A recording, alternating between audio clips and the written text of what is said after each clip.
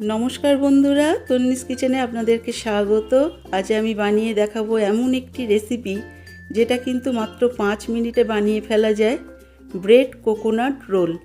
আপনার বাড়িতে যদি কোনো গেস্ট আসে তাদের জন্য আপনি চা বসিয়ে দিয়ে এই ব্রেড কোকোনাট রোলটা মাত্র 5 মিনিটেই কিন্তু বানিয়ে ফেলতে পারবেন। আর এটা এতটাই ক্রিস্পি হয় যে এই রেসিপিটা আপনার গেস্টদের খাওয়ানোর পরে আপনার কাছে রেসিপিটা জানতে চাইবে। আর এই রেসিপিটা কিন্তু খুবই একটা দুর্দান্ত রেসিপি।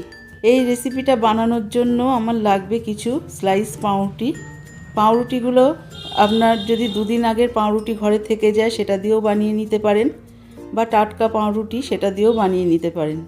সবার প্রথমে দেখুন আমি কয়েকটা স্লাইস পাউরুটি নিয়ে নিয়েছি, এবং পাউরুটিগুলো নেওয়ার পরে আমি যে আরেকটা পুর বানাতে হবে সেটাই আপনাদেরকে বানিয়ে দেখাচ্ছি। সবার প্রথমে নিয়ে নিয়েছি ফ্রেশ ধনেপাতা কুচি, একটু নারকেল কুচি, লঙ্কা কুচি, আর কিছুটা পেঁয়াজ কুচি, আর সামান্য পরিমাণ টমেটো কুচি। টমেটোটা কিন্তু দানা ফেলে কেটে নিতে হবে। দেখুন নারকেলটা কিন্তু একদম মিহি এরকমভাবে কুচিয়ে নিয়েছি। সবগুলোই কিন্তু এরকম কুচি কুচি করে কাটতে হবে।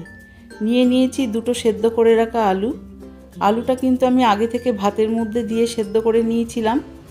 আপনারা চাইলে কিন্তু প্রেসার কুকারেও আলুটাকে সেদ্ধ করে নিতে পারেন। আর সবথেকে সুবিধার হচ্ছে এই আলুটা কিন্তু কোনো রকম কষিয়ে নেওয়ার বা পাক করে নেওয়ার কোনো ঝামেলা নেই। শুধুমাত্র আলুর মধ্যে সমস্ত উপকরণগুলো এক এক করে দিয়ে দিতে হবে।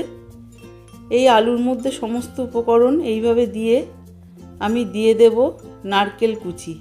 নারকেল কুচিগুলো কিন্তু অবশ্যই দেওয়ার চেষ্টা করবেন, এর জন্য কিন্তু বেশি খেতে ভালো লাগে। তবে যারা নারকেলটা পছন্দ করেন না তারা কিন্তু এটাকে বাদ দিতে পারেন। দিয়ে দিলাম 1 চা চামচ পরিমাণ নুন, 1/2 চা চামচ পরিমাণ কালো গোলমরিচ গুঁড়ো, আর 1 চা চামচ পরিমাণ সর্ষের তেল।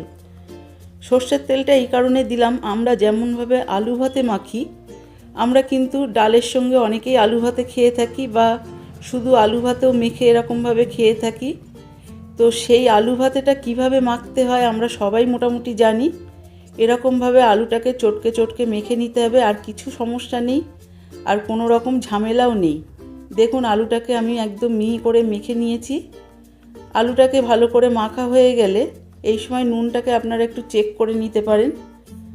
এবার আমাদের আলুটা মেখে নেওয়া হয়ে গেছে। আলুটা আমি একটা সাইডে সরিয়ে রাখলাম।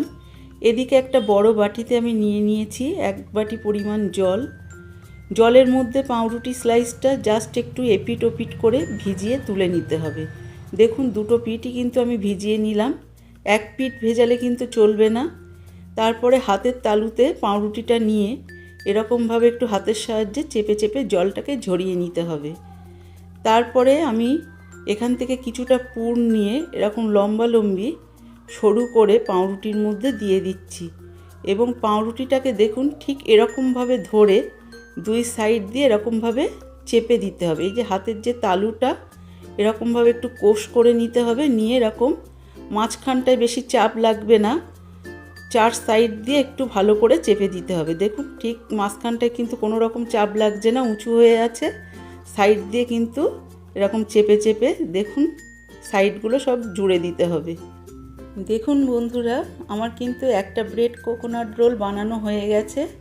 আমি কিন্তু একই রকমভাবে বাদবাকি রোলগুলো বানিয়ে নিচ্ছি। একটু যদি ফেটে যায় বা একটু সাইড দিয়ে ফাঁক থেকে যায় তাও কিন্তু অসুবিধা নেই, ভাজার সময় কিন্তু এগুলো বাইরে বেরিয়ে আসবে না, দারুণভাবে ভাজা হয়ে যাবে।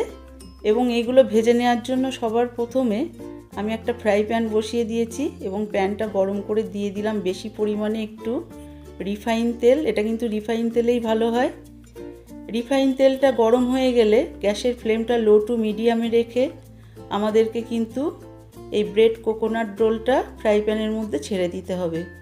সবার প্রথমে আমি আপনাদেরকে দুটো রোল ভেজে দেখাচ্ছি। একসঙ্গে কিন্তু এগুলো 5 থেকে 6টা ভেজে নেওয়া যায়।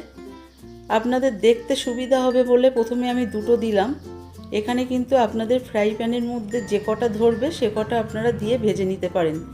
আর আপনারা দেখে বুঝতেই পাচ্ছেন যেটা ভাজার সময় কোনো রকম ফেটে বাইরে বেরিয়ে আসছে না, পুরগুলো কিন্তু ভিতরেই থেকে গেছে।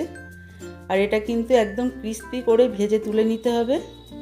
আমি কিন্তু গ্যাসের ফ্লেমটা লো টু মিডিয়ামে রেখে ভেজে একটা একটা করে তুলে নিচ্ছি। এরপরে দেখুন আর যে কটা আছে আমি কিন্তু এখানে একবারেই দিয়ে দেব। এখানে আমি দুটো তুলে নিলাম, তারপরে বাকি 4টে দিয়ে দিলাম। এই 4টে আমি একই রকমভাবে কিন্তু ভেজে তুলে নেব, আর দুটো আমার অবশিষ্ট আছে সেটা কিন্তু আমি পরের বারে ভেজে নেব। এরপরে আমি সমস্ত ব্রেড কোকোনাট রোলটা আপনাদেরকে একটা প্লেটে সার্ভ করে দেখাচ্ছি। আর এটা কিন্তু এতটাই ক্রিস্পি হয়, সেটা কিন্তু খেতে খুবই ভালো লাগে চা বা কফির সাথে। আর আপনারা তো সন্ধ্যের টিফিন হিসেবে এটাকে খেতেই পারেন। এই গরম গরম রোলটা আমি ম্যাগি সসের সঙ্গে সার্ভ করব।